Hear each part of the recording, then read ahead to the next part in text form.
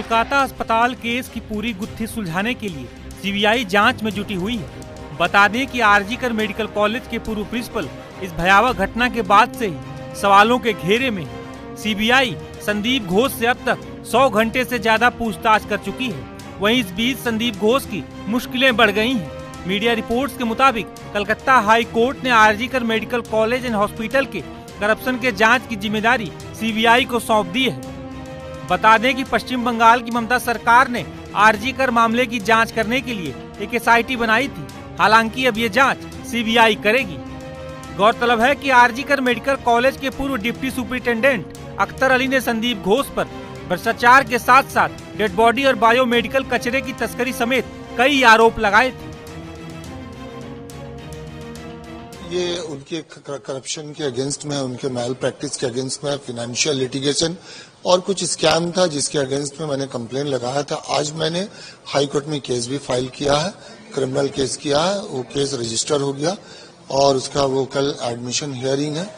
तो ये देखते हैं। फिर हाई कोर्ट से मैंने अपनी सेफ्टी सिक्योरिटी के लिए भी अपील किया है, क्योंकि मुझे भी धमकियां आ रही हैं और ये बहुत बड़ा स्कैम है, बहुत बड़ा नेक्सस है संदीप घोष का, जिसको मैं एक्सपोज करना चाहता हूँ। ये बहुत सारे, जैसे बायोमेडिकल वेस्ट का, जैसे डेड बॉडी का, जैसे टेंडर दे करके कमीशन लेना, छात्रों को फेल कराना, फेल करके पैसे लेना, और जैसे इलीगल जो स्टॉल कियोस्क है ये सब बिना गैर टेंडर वगैरह के रेंट पे देना। तो इस तरह का बहुत सारा इरेगुलरिटीज है। उसमें डेड बॉडी भी एक है। तो मैं चाहता हूं कि इसकी इंक्वायरी हो ऊंचे लेवल में और उनको सजा मिले और उनका ये रैकेट जो है इसका पर्दाफाश हो। देखिए, ये कुछ डेड बॉडी जो है बगैर पेशेंट पार्टी के, मर्जी के, कंसेंट के और फॉरेंसिक मेडिसिन के एचओडी के बिना नॉलेज के ये वर्कशॉप में दे दिए थे। तो इसके अगेंस्ट में एक इंक्वायरी कमेटी हुई थी, नेशनल कमीशन में कंप्लेन भी हुई थी, हाई कोर्ट में भी पीएल हुआ था। जी, डिपार्टमेंट ने कोई इंक्वायरी नहीं बैठाई? बहुत कुछ हुआ, सब कुछ हुआ, लेकिन पता नहीं आज तक कुछ हुआ नहीं इनका आज तक अभी तक तो कुछ हुआ नहीं है। ऐसा बोला जाता है कि काफी रसूख वाले रहते हैं। हाँ, ये तो समझ में आता है, क्योंकि दो मरतबा इनका ट्रांसफर हुआ, फिर ट्रांसफर होने के बाद दोबारा आके ये पोस्ट पे बैठ गए।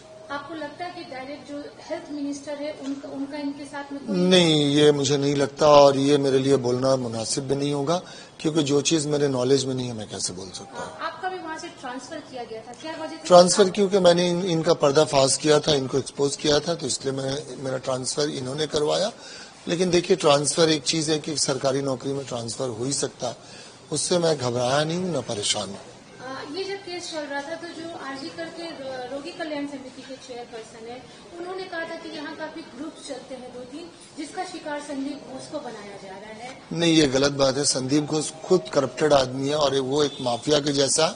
मैंने अपनी पूरी जिंदगी में, कैरियर में इतना गंदा इंसान नहीं देखा। अनक्लेम्ड बॉडी की जो बात कर रहे हैं आप, वो क्या बांग्लादेश से कहीं न कहीं? नहीं, कहाँ जाते थे ये नहीं पता, लेकिन वो इससे बेनिफिटेड होते थे, कुछ करते थे, क्योंकि इसके अगेंस्ट में ब्लैक एंड व्हाइट कंप्लेन हुआ था। अगर आप खोज करेंगे तो नेशनल कमीशन का पोर्टल में भी आपको मिल जाएगा, हाई कोर्ट में भी पीआईएल हुआ था।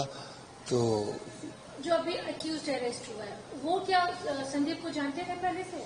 देखिए, मैंने जब उसके फोटो टीवी में और वीडियो देखा तो मेरे जहन में अचानक से आया कि ये बंदा जो है तो संदीप घोष के अंदर ही काम करता था।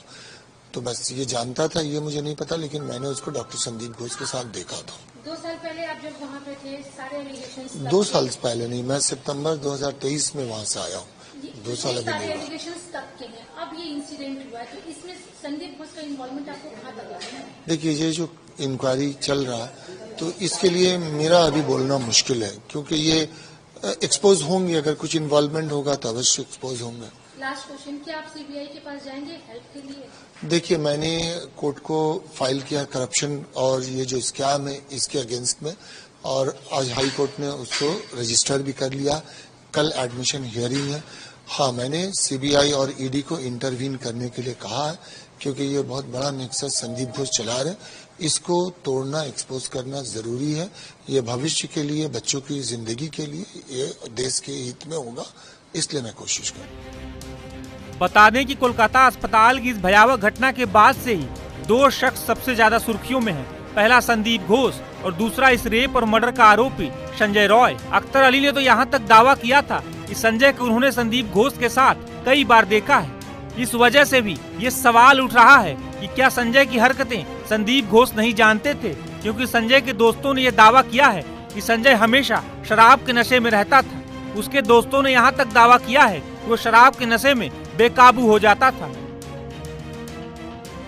कोलकाता का भवानीपुर इलाका जो है, इसी इलाके में संजय राय जो आरजीकर मेडिकल कॉलेज की मेडिकल छात्रा के साथ रेप और मर्डर का आरोपी है, वो इसी इलाके में रहता था। हमारे साथ कुछ लोग मौजूद है जो उसे जानते थे, बचपन से उसे जानते थे।